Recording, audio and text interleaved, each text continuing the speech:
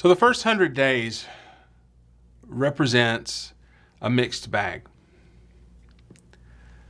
By May and June, you're beginning to hear certain voices of protest already emerging as Franklin Roosevelt and his administration continue to push legislation into the halls of Congress in the expectation of rapid passage. We've talked about the sort of dichotomy in the legislation of the first 100 days, the mixture of conservatism and radicalism, sometimes in the same piece of legislation,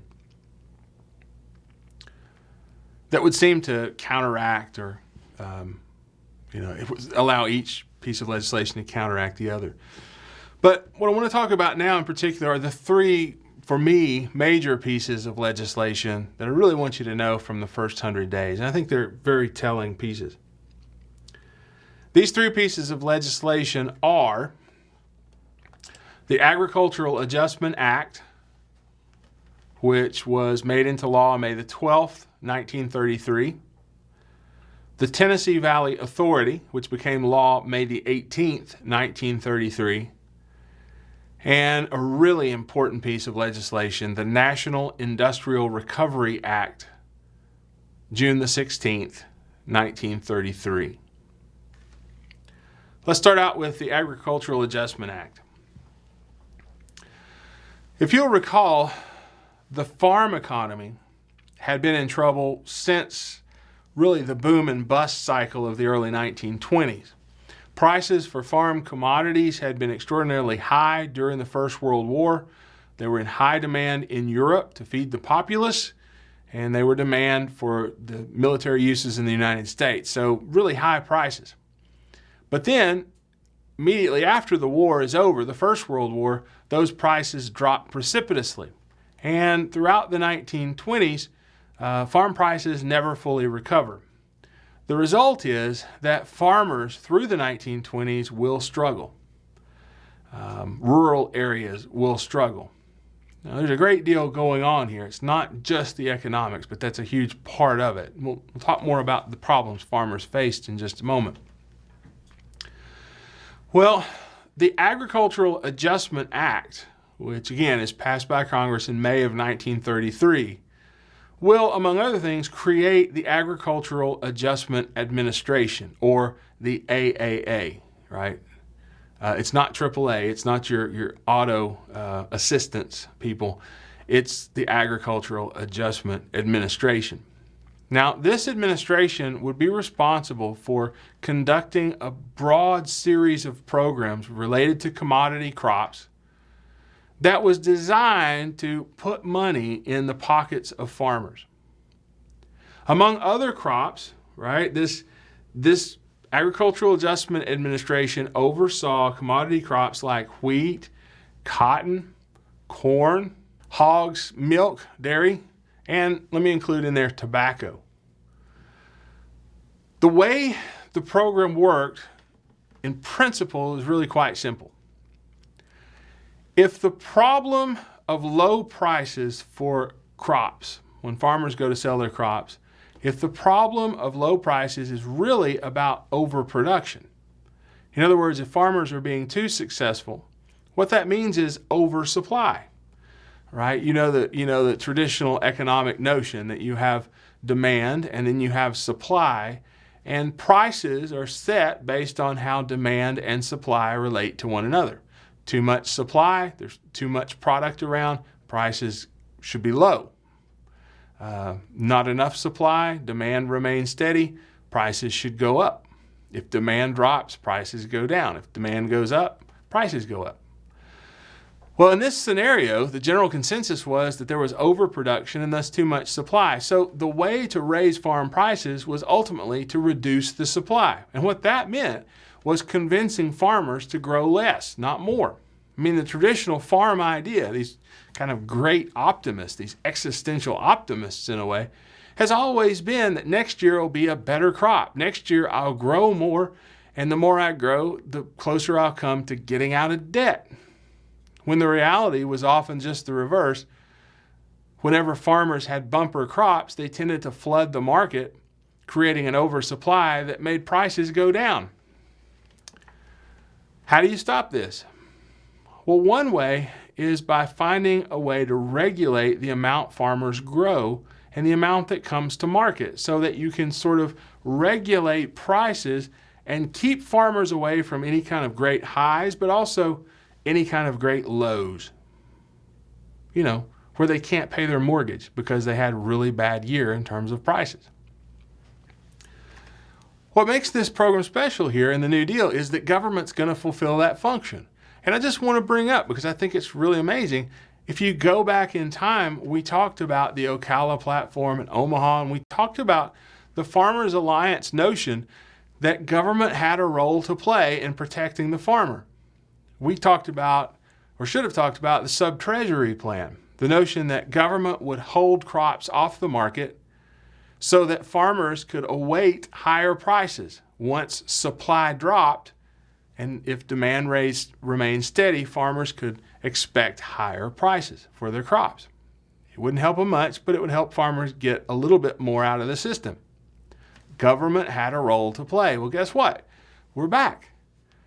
Here we are in 1933, essentially talking about the idea of government actively taking a role in managing prices by helping farmers keep product off the market. The way this is going to work is through parity payments. Now, the government would go back to a set period, and it depended on the type of crop, but a set period, and look at prices over the course of that period. Those prices would become a sort of baseline price. If you as a farmer managed your crop so as to grow only so much or bring only so much to market, you would be assured of the so-called parity price. That's the price set over that kind of arbitrary selected period in the past. So you're essentially paying farmers not to grow. And in the first year, even as people were starving, even as people were, desperate for work, consider that the Agricultural Adjustment Administration has farmers plowing under crops and dumping milk and killing hogs. And you can't really just give those hogs to the hungry, because that undermines then the price of hog meat. So there is this potential for some really bad publicity, and some of it does hit the Agricultural Adjustment Administration. But the principle of the idea is limit production by paying farmers not to grow. It could be done in different ways. You can have market quotas, which determine how much a farmer can bring to market and still be assured of receiving the base or parity price. But you can also restrict acreage, which is how it worked, for instance, in the tobacco, with the tobacco crop, right? Where you restrict the amount of acreage. That's called an allotment system. You have to get permission to grow tobacco, and when you do, there's only so much tobacco can be grown, and so you're limited by acreage. That would change over time. But you see, I hope, sort of how this system works. And more importantly, I hope you understand that what the New Deal here is doing is, again, seeking to push money into the economy, into people's pockets, to start building confidence again. And there would be more. I mean, one aspect of New Deal policy would be going back to this issue of gold and silver, making silver part of the reserve for circulating currency. Well, the last time we really talked about that was 1896. This is a farm issue, this business of expanding the currency, of using silver as a standard. And that's exactly what the Roosevelt administration moves toward. Another long-term issue faced by farmers has been this business of credit and the availability of credit. It goes to the silver issue as well, but one of the pieces of legislation that will be passed and will correspond very nicely to the Agricultural Adjustment Act, will be the Commodity Credit Corporation being created, which will actually lend farmers money on existing crops. I mean, the problem for farmers often has been the only thing they could use as collateral was their land. Here you're loaning money based on crops. And it's the Commodity Credit Corporation which will function to handle the financial mechanisms that make the agricultural adjustment programs possible. It's just an amazing system. Now in 1933, and I've mentioned this before, over 6 million hogs will be slaughtered, and cotton farmers will plow under about a quarter of the crop, and there are people starving and textile mills shut down, and it just seems counterintuitive. But I hope you understand the rationale that went into passage of the Agricultural Adjustment Act. The second of the major pieces of legislation that I want to emphasize during the New Deal would have been the Tennessee Valley Authority, May the 18th, 1933. And it has to do with the valley of the Tennessee River. In 1938, the United States government, in a report, an economic report, had named the United States South the nation's #1 economic problem. And I hope we'll have a chance to talk a little bit about those statistics just a wee bit later. But of the South, the Tennessee Valley, the valley of the Tennessee River, which stretches from really southwestern Virginia and western North Carolina through eastern Tennessee, sweeps around through North Georgia, North Alabama, into Mississippi, and then up, into back into west and middle Tennessee and up to the Ohio River. That entire valley of the Tennessee River represented one of the most poverty-stricken areas within the South. When I say poverty, I mean you had massive erosion that had occurred over years and years of farming exhausted soil. You had farmers struggling to survive, limited industrial opportunity, extraordinarily low wages, really just a mess by all statistical indicators. Very rural, very, you might say, backward, though I want to be really careful about that term. But nonetheless, and it is worth noting that it's in the Tennessee Valley where, for instance, the Scopes trial is taking place. It is rather notable that. The question was, what do you do about that poverty? Understand, and I think the New Dealers did understand, that this is not just the product of an economic depression in the late 20s and, of course, in the early 30s. This is a systemic issue. This is a long-time debilitation that we're seeing across the South in terms of wages and agricultural production and the waste of land. But in the Tennessee Valley, it's just been there. What do you do about that? Well, back during the First World War, interestingly enough, the Wilson government had given their assent to the construction of a dam on the Tennessee River down in Alabama at the Muscle Shoals. Now, Muscle Shoals is this one of many obstructions on the Tennessee River that made navigation of the river extraordinarily difficult. So the government, back during World War I, says, let's build a dam and let's take advantage of of local resources to actually begin producing nitrates. Using the power of the dam, let's use the dam's power to start producing nitrates that can be used in ammunition for the war effort, but can also be used as part of chemical fertilizers, which could then be applied to local farmlands and increase productivity. Now, the dam itself did not get finished in time for the war. In fact, its own start date is really close to the armistice date that ends the fighting, more or less, in Europe. It won't be until about 1924 that the dam's finally finished. But in a progressive sense, this dam construction, you've got to be careful how you say that, but this dam construction is actually It's government directed, it's government led. No less a figure than Henry Ford actually proposed privatizing the dam and the production facilities there at Muscle Shoals. But one figure in particular in Congress opposed dramatically Ford's effort at privatization.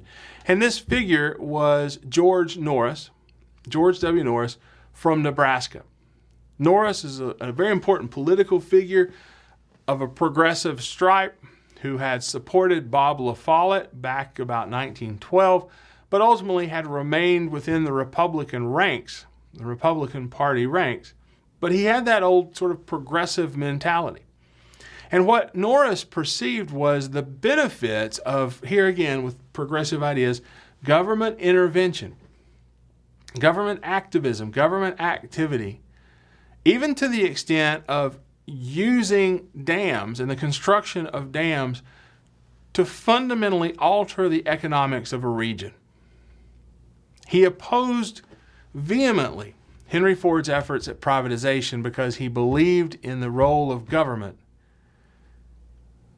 on a regional basis.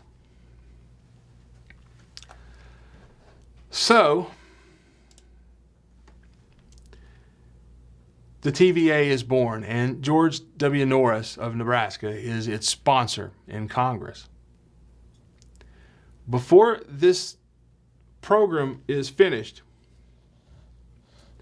it will be one of the most important experiments in regional planning undertaken by the United States government up to this time. And perhaps, well, at least purposefully, perhaps ever. On the one hand, the purpose of the TVA is to deal with something as simple as flooding. It's also to deal with navigation. Remember I said that obstacles like the Muscle Shoals were numerous.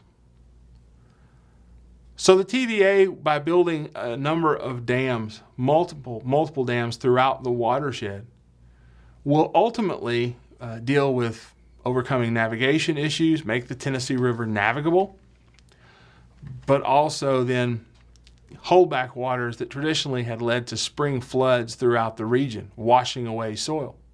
And that leads to another aspect of the TVA.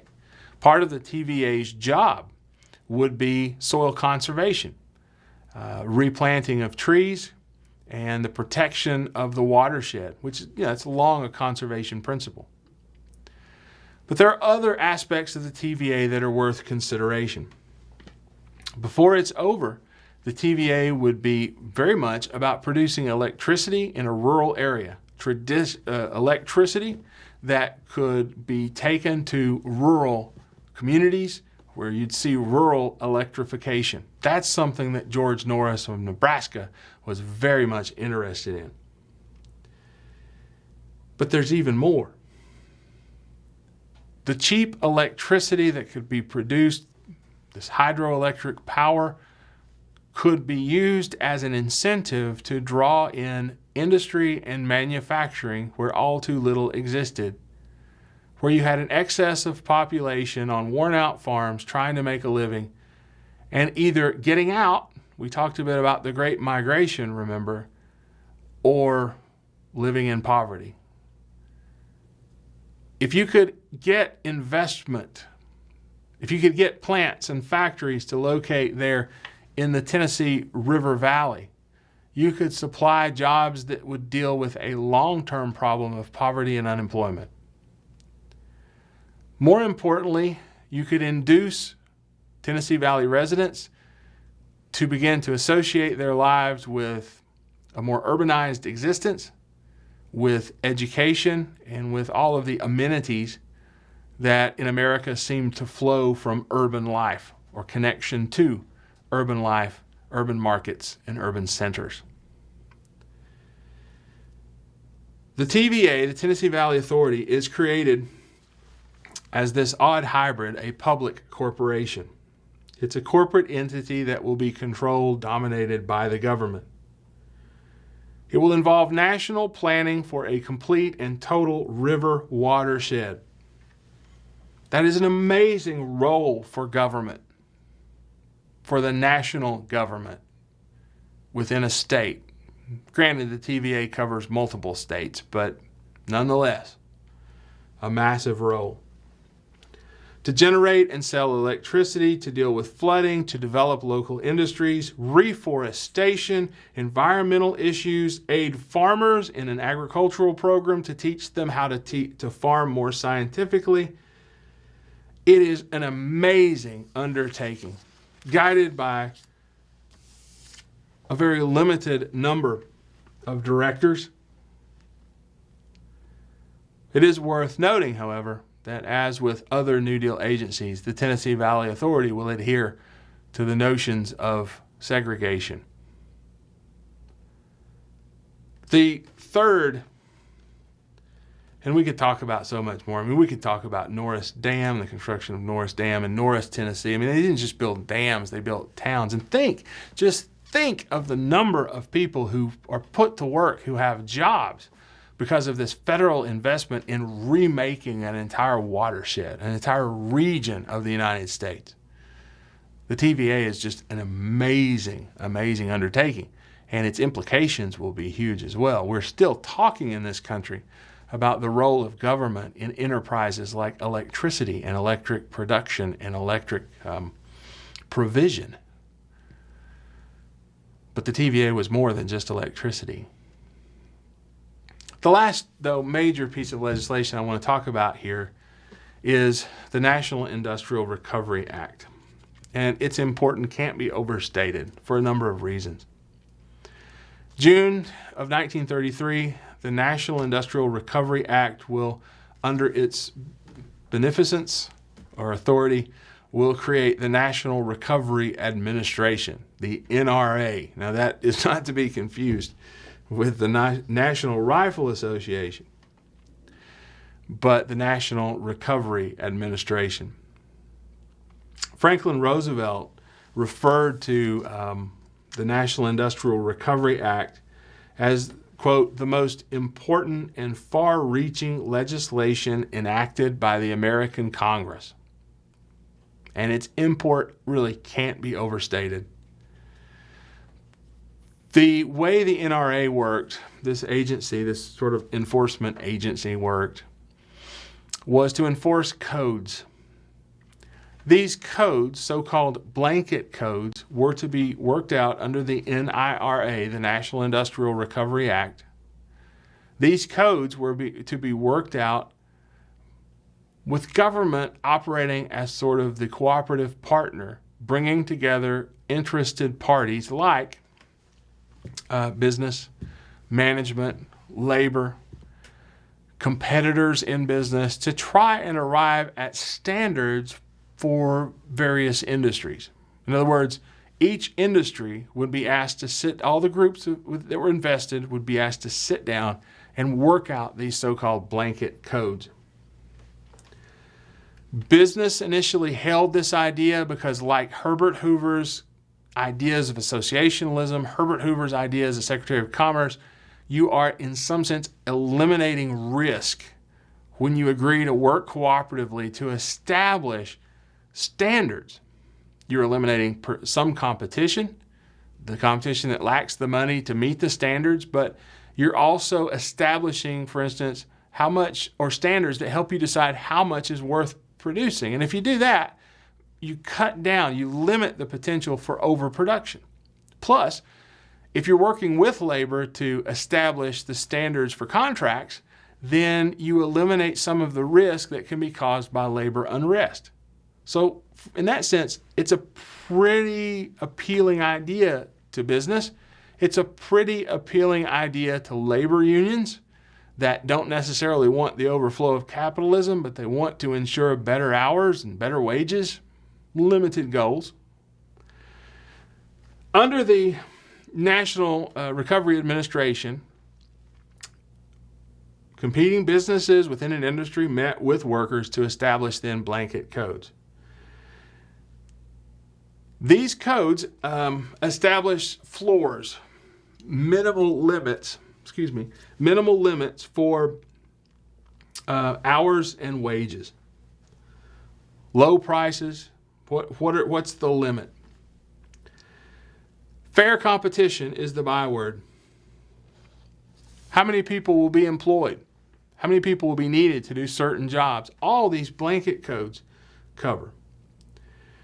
Out of this piece of legislation, we get in this country the minimum wage.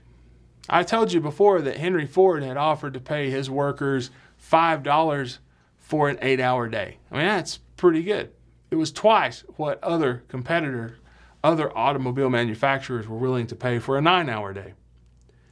Well, this minimum wage that's instituted will be 30 to 40 cents per hour. It would be, again, dependent upon region because there was a wage differential. Workers tended to be paid less for the same job in the South. But a minimum wage standard set for the country. Also, agreements over the work week. A shift in the work week to 35 to 40 hours.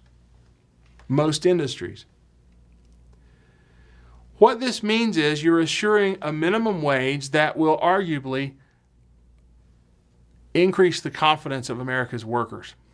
Now, the wage will be different based on the industry and based on region, but the idea there will be a minimum wage for work done, that removes risk, that asserts or opens the door for greater confidence. The other thing, this 35 to 40 hours a week, that's a pretty good deal too, because what it means is if you work 5 days a week and you divide 40 by 5, you get 8. Henry Ford had moved to the 8-hour day. Well, guess what? If I'm running 12-hour shifts or 10-hour shifts, what that means is that I can run 2 shifts in a 24-hour period. That would mean that working the same machine, 2 people would have jobs. If I set the minimum wage to assure a basic rate of pay, and then I restrict people to 8 hours a day, well, on a 24-hour day, if I'm running the machine's 24 hours, that would mean 3 shifts. People would work a little less in terms of total hours, but guess what? I could bring in an entirely extra person, a new person, on a 3rd shift, and that's 1 more person in the United States who has a job. It's another nod toward employment, just as it was a nod with the minimum wage toward getting money into people's pockets. That's huge. But in some ways, the establishment of these blanket codes, which would allow then businesses and industries to display the symbol of the Blue Eagle, that was the symbol of the NRA, that may not have been the most important part or important element, because the NIRA, that legislation, the National Industrial Recovery Act, dealt as well with child labor within industries, with wages for females within industries, and it also offered broad protections for labor. Remember the pattern. There were exceptions, but by and large, government had consistently come out in resistance to labor unrest, going all the way back to the Civil War, to the rail strike of 1877. In the early 1920s, when miners, many of them former veterans, had struck in West Virginia, the federal government had once again, used force. And I don't have time to talk about it really, but let me suggest that you consider looking up the Battle of Blair Mountain in West Virginia, where miners armed themselves and essentially a mini war broke out. And the government actually brought in bombers left over from World War I to, deal with this outburst or this insurgency. I use that just as an example here, but that had been the pattern by and large throughout the U.S. history, that government will side with property. And that businesses, managers may by and large be able to avoid recognizing organizations which intended to bargain collectively on behalf of workers. Well, Section 7A of the NIRA, Section 7A, guaranteed workers in the United States the right to unionize and bargain collectively. Boom. I mean, that's huge. It's huge. The federal government, the New Dealers, Roosevelt is recognizing in this legislation the right of workers to bargain collectively. Why? Well, in part, it's parcel of this new system that combines or seeks to bring coordinated effort among businesses and between business and labor, to coordinate this economy, to avoid overproduction, unemployment, the very problems that lay at the heart of the Depression. One more thing the NRA will do, I don't know if it's as important, but it's important, is establish the Public Works Administration, the so-called PWA. Federally funded public works projects. Federally funded public works projects. We'll have the Public Works Administration, the PWA, the WPA, the Works Progress Administration.